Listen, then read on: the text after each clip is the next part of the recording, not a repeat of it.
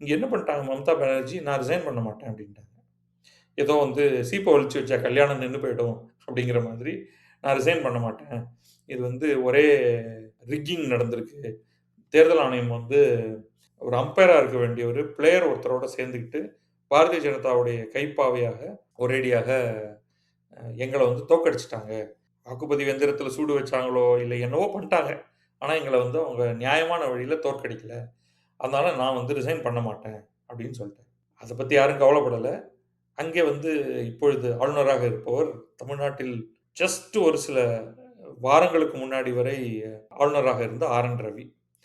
அவர் என்ன பண்ணிட்டாருன்னா, இந்த அசெம்பிளியே டிசால்வ் நம்முடைய அரசியலமைப்பு சட்டத்தில ஆர்டிகிள் 174 பி அதில கொடுத்திருக்கக்கூடிய அதிகாரத்தை பயன்படுத்தி, மேற்கு வங்கத்தின் சட்டமன்றத்தை நான் வந்து கலைக்கிறேன்.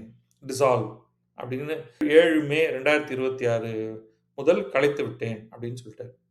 அப்ப அங்க வந்து சட்டமன்றம் கிடையாது.